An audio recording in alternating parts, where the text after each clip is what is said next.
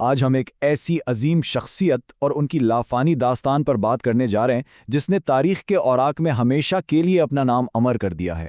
یہ کہانی ہے حضرت حمزہ بن عبد المطلب رضی اللہ عنہ کی، جو رسول اللہ صلی اللہ علیہ وسلم کے سگے چچا، رضائی بھائی اور بچپن کے گہرے دوست تھے۔ آئیے اس بے حد دلچسپ اور معلوماتی سفر کا آغاز کرتے ہیں اور دیکھتے ہیں کہ کس طرح انہوں نے حق کی خاطر اپنا سب کچھ قربان کر دیا۔ میں بھی محمد صلی اللہ علیہ وسلم کے دین پر ہوں، اگر ہمت ہے تو میرا مقابلہ کرو۔ ذرا تصور کیجئے، ایک ایسا ماحول جہاں ہر طرف مخالفت کی آگ بھڑک رہی ہو، وہاں کھڑے ہو کر اتنا بے خوف اعلان کرنا کتنی بڑی جرأت کی بات ہے۔ یہ الفاظ تھے حضرت حمزہ کے۔ انہوں نے صرف اپنے بھتیجے کی محبت میں نہیں بلکہ حق کی سچی لگن میں پورے قریش کو للکارا۔ یہ محض ایک جملہ نہیں تھا، یہ تاریخ کے دھارے کو موڑنے والا ایک انتہائی فیصلہ کن لمحہ تھا۔ پہلا حصہ، اللہ کا شیر۔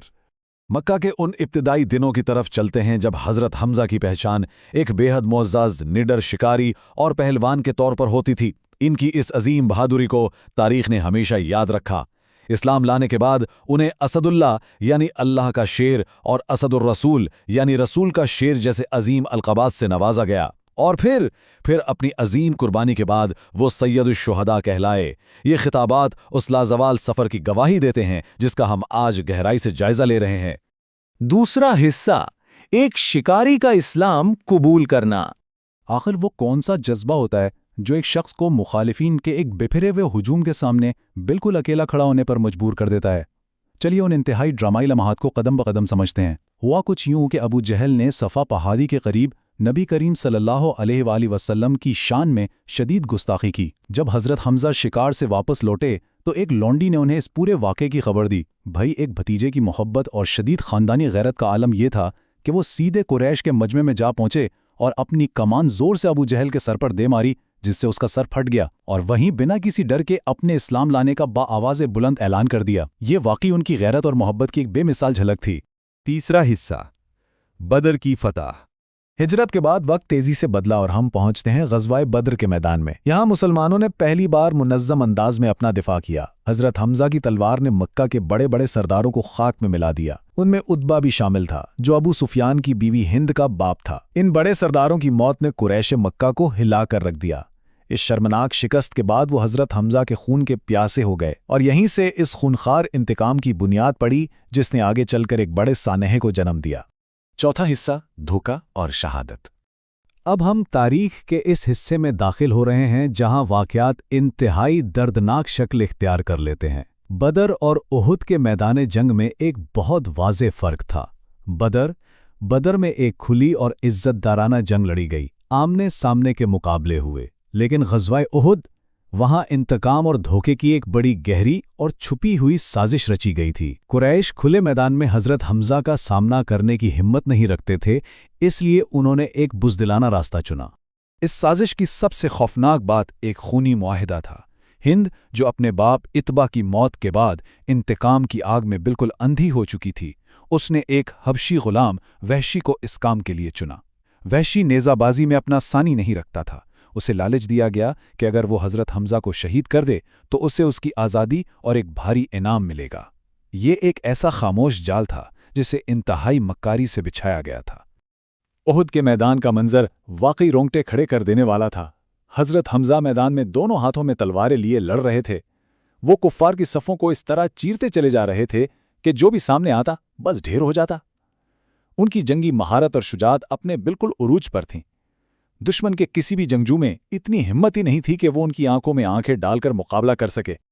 لیکن ٹھیک اسی وقت میدان کے ایک دھندلے حصے میں وحشی اپنی گھات لگائے بیٹھا تھا۔ وہ کسی چٹان کے پیچھے چھپ کر ایک مکمل موقع کی تلاش میں تھا۔ وہ اچھی طرح جانتا تھا کہ سامنے سے حملہ کرنا خود موت کو دعوت دینا ہے، اس لیے وہ ایک سائے کی طرح ان کا پیچھا کرتا رہا، بس اس انتظار میں کہ کب حضرت حمزہ کی توجہ ہٹے گی اور وہ اپنا جان لیوا وار کرے گا۔ اور پھر وہ انتہائی افسوسناک لمحہ آ پہنچا جب حضرت حمزہ ایک کافر سے برسر پیکار تھے اور ان کی توجہ تھوڑی بٹی ہوئی تھی۔ وحشی نے دور سے ان پر اپنا نیزہ پھینکا۔ وہ نیزہ ٹھیک ان کی ناف کے نیچے لگا اور آر پار ہو گیا۔ اس کاری زخم کے نتیجے میں اللہ کے اس عظیم شیر نے جام شہادت نوش کیا۔ ایک ایسی جان جس کا مقابلہ پورے قریش کی فوج مل کر بھی نہیں کر سکی۔ افسوس کہ وہ ایک چھپ کر کیے گئے وار کا شکار ہو گئی۔ شہادت کے بعد جو کچھ بھی ہوا وہ انسانی تاریخ کے تاریخ ترین ابواب میں سے ایک ہے۔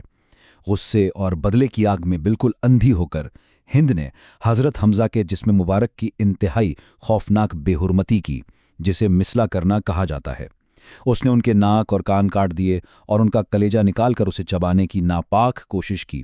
انتقام کے اس درندگی نے اس دن کے غم اور الم کو کئی گنا بڑھا دیا۔ 5واں حصہ، سید الشہداء۔ اس دردناک سانحے کے بعد جب جنگ تھمی اور نبی کریم صلی اللہ علیہ وسلم اپنے پیارے چچا اور بچپن کے دوست کی لاش کے پاس پہنچے تو یہ دل خراش منظر دیکھ کر ان کا دل بھر آیا۔ آپ صلی اللہ علیہ وسلم کی آنکھوں سے آنسو جاری ہو گئے اور آپ نے فرمایا کہ انہوں نے مکہ میں اس سے زیادہ دکھ دینے والا منظر کبھی نہیں دیکھا۔ یہ الفاظ اس گہرے جذباتی دکھ اور اذیت کو بیان کرتے ہیں جو اس لمحے محسوس کی گئی۔ ان تمام حقائق کے سامنے آنے کے بعد ذرا ایک لمحے کے لیے سوچئے، تاریخ اور خود کائنات کا خالق ایسی عظیم اور بے لوث قربانی کو آخر کس طرح یاد رکھتا ہے؟ ظاہری اور زمینی لحاظ سے دیکھا جائے تو یہ ایک بہت بڑا نقصان تھا، لیکن آسمانی پیمانوں پر اس کا صلہ کیا ملا؟ اس عظیم نقصان کے بدلے میں اللہ تعالیٰ نے اپنے حبیب صلی اللہ علیہ وسلم کے اس بے پناہ غم کو ہلکا کرنے کے لیے حضرت جبرائیل علیہ السلام کے ذریعے ایک انتہائی خوبصورت اور تسلی بخش پیغام بھیجا۔ یہ خوشخبری دی گئی کہ حضرت حمزہ کا نام آسمانوں پر درج کر دیا گیا ہے۔ یہ بس ایک پیغام نہیں تھا، بلکہ دکھ کی اس سخت گھڑی میں ایک مکمل آسمانی سکون تھا۔ اور وہ نام جو آسمانوں پر ہمیشہ کے لیے لکھ دیا گیا وہ تھا سید الشہداء، یعنی شہداء کے سردار۔ تو یہاں سب سے اہم سبق کیا ملتا ہے؟ یہی کہ حضرت حمزہ کی یہ عظیم قربانی کوئی زمینی ہار نہیں تھی، بلکہ ایک ابدی اور آسمانی فتح تھی۔ ان کا خون، ان کی شجاعت اور ان کا بے خوف ایمان آج بھی تاریخ کے اوراق میں جگمگا رہا ہے۔ اس سفر کے اختتام پر یہ بات بالکل واضح ہو جاتی ہے کہ جب حق کی خاطر اپنا سب کچھ لٹا دیا جائے تو اس کا صلہ صرف زمین پر نہیں بلکہ آسمانوں کی بلندیوں میں طے پاتا ہے۔ یہ تھی اللہ کے شیر حضرت حمزہ کی وہ داستان جو قیامت تک کے لیے امر ہو گئی۔